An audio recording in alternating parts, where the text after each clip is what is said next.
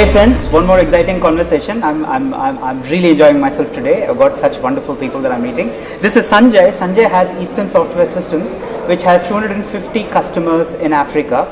He's got more than 100 people posted there, and he's got a big story to talk about in Africa. So without further ado, why don't you tell us what you do and what do you think of Africa as a market, Sanjay? We are an ERP company, which means that we do work in the enterprise space. We work mostly for the private sector. Mm-hmm. We also do a whole lot of work for the government. Mm-hmm. We provide enterprise-wide applications for them.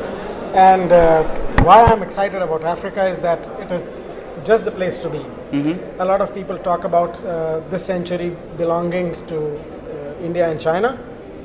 I think, with all modesty, I think after 20 years, people will start saying that the century belongs to Africa. Okay. The kind of human potential that exists, the kind of geographical potential that exists, the kind of economic development that is happening in the 56 countries which comprise Africa, it's a great story. Mm-hmm. For Indians, it is wonderful. We have been there for 150 years. Mm-hmm. We may have gone there to do manual labor, but over the years, we have started adding huge amount of intellect to those economies, and I think that is where we want to be for the next several years. Mm-hmm. The economies are booming, the people are wonderful, mm-hmm. the countries are nice. Mm-hmm. It's a great place to work at. A great place to work. Excellent. So I've heard so much about the 1.2 billion people, $1 trillion economy, 55 countries, out of which 21 countries are 900 million out of the 1.2, whatever, 1 billion and all that. Sure. What is it about Africa that's your most,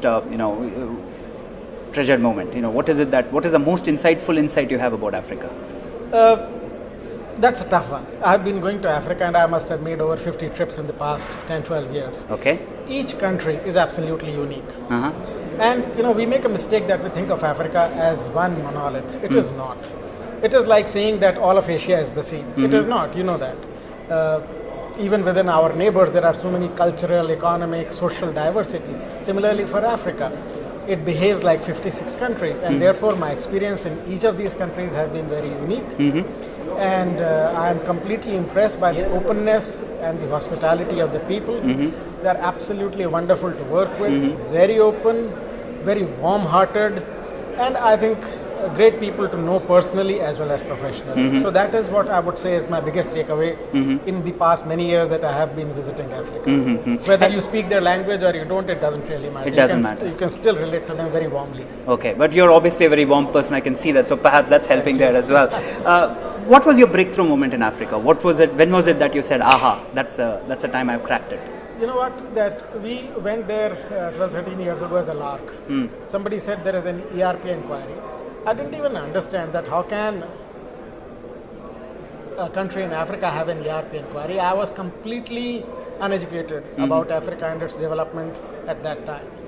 And we went there, and I made that visit myself because I wanted to understand what that huge continent is all about.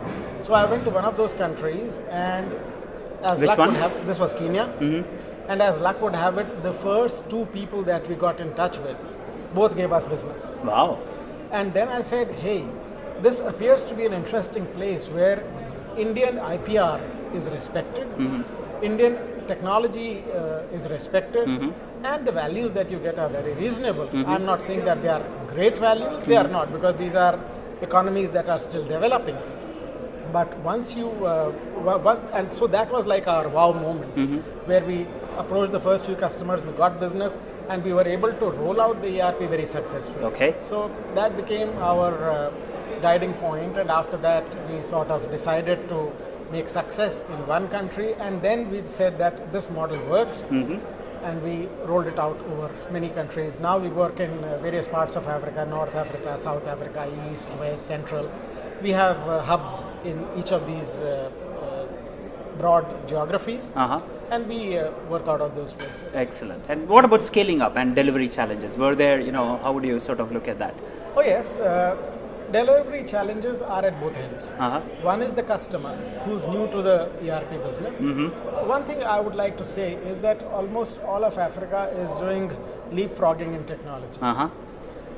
India went through a slow path where everyone said, first I will develop my own application, and then I will try to buy a package because in-house development is cheaper. getting it developed from someone else or buying a package is more expensive, so on. But in that sense, all these countries that we work are very, very clear that they will want to buy the latest as long as it is relevant for their business size, it is suitable for their economic environment, and it makes sense to them financially. So they are doing this leapfrogging, whereas they are not going through the small development, in-house development kind of a routine. They are buying packages and immediately they are starting to benefit from this. Very cool. Okay. So having said that, we are very clear that we need to expand, we need to grow further, and some of these economies of Africa are growing at fantastic rates. One is that they have a history which is sort of now becoming very important. Democracy is becoming stable. Investments are pouring in from various UN or various international financing organizations. Large countries like India, China are pouring in money because that is where tomorrow is, as I said a few minutes ago. And all that is leading to huge growth. Oil and gas is being discovered in some countries. All that leading to enormous growth. For example, Ghana, I understand, grows at about 20% per annum. My goodness. And that is something which is completely unheard of. I mean, these are largely unsung stories, but that is the reason and why we keep talking about 6% in India. Exactly. So when you hear of those stories and we are part of those stories, so obviously it is a great inspiration for us to invest our money as well as human capital in those areas and go for a more positive growth path. Which is a good segue into my next question. China versus India. China has adopted a very different style, state-led, you do this, I'll give you a grant fund. Indians seem to be a little more incoherent about how we are approaching Africa. What do you see as a relative difference between the two giants in Africa? Or is that a controversial question? In which case, I want you to answer it even more. China has its own style of business, and they are doing it extremely well. My learning in life has been that you can't be what somebody else is. You have to be what you are. I try to, if India wants to be like China, we will not succeed. If China wants to be like India, probably they will not succeed. So they have found their strengths, they have found their métier, so to say, they have found their methodology of how to develop and roll out business. India has to find its own way. Copy-paste doesn't work.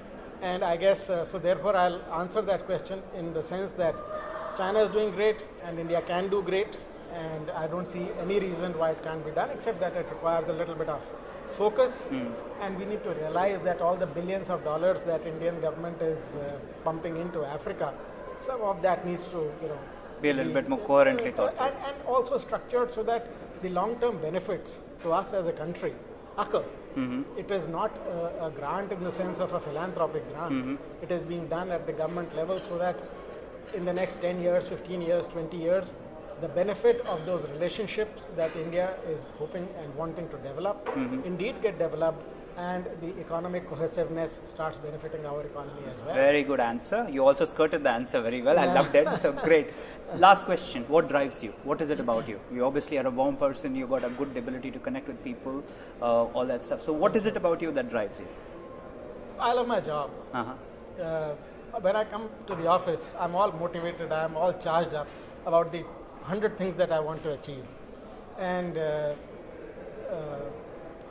I think because of that drive that I have and the love that I have for what I do is what drives me, and I'm fortunate enough to have a very supporting family and a wonderful group of colleagues, and that makes my day.